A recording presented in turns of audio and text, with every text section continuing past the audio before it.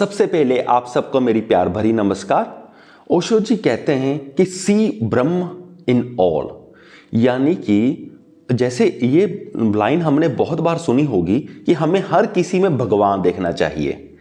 तो कई बार हम इसका बहुत ही लिटरल मीनिंग ले लेते हैं कि हम ये देख लेते हैं कि अगर कोई हमारा नुकसान भी कर रहा है तो हम ये सोचने लगते हैं कि हमें इसमें भी भगवान देखना चाहिए और वो हमारा नुकसान करते ही जाता है। तो इस एंगल से नहीं, तो आज हम कुछ अलग एंगल से देखेंगे कि सबके अंदर भगवान देखने का मतलब क्या होता है, ये क्या चीज़ है। तो ओशो जी कहते हैं कि जो ये चीज़ है कि हमें सब में ब्रह्म को देखना चाहिए, भगवान को देखना चाहिए, ये एक टूल है, ये एक डिवाइस है जिसकी मदद से हम स्पिरिचुअल पाथ में आगे बढ़ सकते हैं। और आगे ओशो जी ये भी बताते हैं कि हमें इसे यूज़ कैसे करना है। हमारा यूज़ करने का तरीका बहुत बार गलत हो जाता है।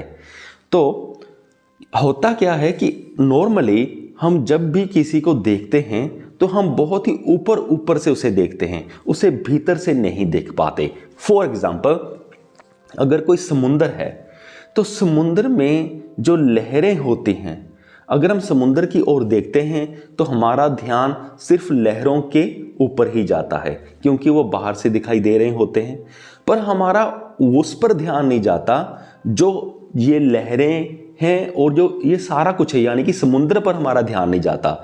हम सिर्फ ऊपरली ऊपरली लहरों को ही देखते हैं, पर ये हम भूल जाते हैं कि उसके बीच एक बहुत ज़्यादा पानी है जो बहुत ही शांत तरीके से बैठा है और लहरें भी और कुछ नहीं है, ये सिर्फ समुंदर से ही बनी है, समुंदर में ही मिट जाएंगी, ये समुंदर ही हैं। और ये तब बनती हैं जब कोई डिस्टर्बेंस आती है, जबकि हवा आती है, तेज़ हवा आती है, तब ये लहरें बनती हैं।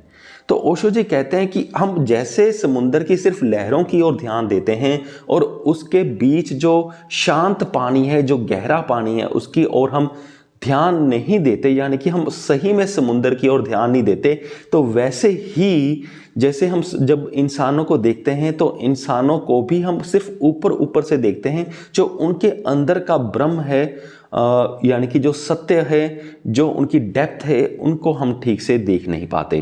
तो ओशो जी इसको देखने के लिए एक टेक्निक बताते हैं। वो कहते हैं कि जैसे आपका कोई फ्रेंड हो सकता है, वाइफ हो सकती है, कोई रिलेटिव हो सकता है, आप उसके साथ पहले आप ऐसा कीजिए, उनकी आंखों में आंखें डालकर देखिए और उनकी आंखों में आंखें डालकर देखते रहिए और एक पल ऐसा आएगा जब वो इंसानी फिगर आपकी आंखों से ओझल हो जाएगी, आपको दिखाई देना बंद हो जाएगी, पर और उसकी डेप्थ आपको दिखाई देने लग जाएगी, यानी कि ब्रह्म, यह सत्य आपको दिखाई देने लग जाएगा।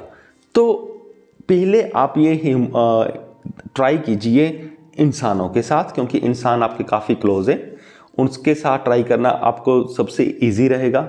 फिर आप ट्राई कीजिए, जैसे ओशो जी कहते हैं, एनिमल्स के साथ, क्योंकि एनिमल्स इंसानों से थोड़ी दूरी पर हैं। फिर आप ट्राई कीजिए पेड़ों के साथ, ट्रीज के साथ, क्योंकि वो थोड़ी सी और दूर हैं। और फिर आप ट्राई कीजिए पत्थरों के साथ। और ऐसे में जब आप सारे ऐसे सीक्वेंसली ट्राई करेंगे तो सब में आप धीरे धीरे उस ब्रह्म को, यानी कि उस सत्य को देख पाएंगे। और ये सबके साथ जब आप ट्राई करते रहोगे तो जैसे सबके साथ आप देखने के बाद आप उस सच्चाई को देख पाओगे, तो ऐसे ऐसे आपकी स्पिरिचुअल पाथ में प्रोग्रेस होती जाएगी। तो ओवरऑल एक लाइन पॉइंट मैं और बता दूं, वैसे मैं वीडियो बंद करने लगा था, और ये पॉइंट है, यही है मतलब कि सभी में भगवान को देखना। ये सिर्फ टूल है और इसको इस तरह ही यूज़ करना है। यहाँ तक वीडियो आपने पूरा देख लिया होगा, मुझे उम्मीद है कि पूरा समझ भी आ गया होगा। इस वीडियो की डिस्क्रिप्शन बॉक्स में मैं अच्छे स्पिरिचुअल बुक्स के लिंक्स डाल दूंगा और साथ में ऑडियो प्लेटफॉर्म कुकू FM का नाम भी लिख दूंगा और उसके साथ कूपन कोड भी डाल दूंगा, जहाँ पर आप सिर्फ 200 रुपये में 1 साल के लिए सब्सक्रिप्शन सुन पाओगे और ऑडियो बुक सुन पाओगे। वहाँ पर काफ़ी सारी अच्छी ऑडियो बुक्स हैं, पर वो कूपन कोड आपको लगाना पड़ेगा, तभी 200 रुपये में मिलेगा, नहीं तो 400 रुपये में मिलेगा। इस वीडियो को देखने के लिए आपका बहुत बहुत धन्यवाद।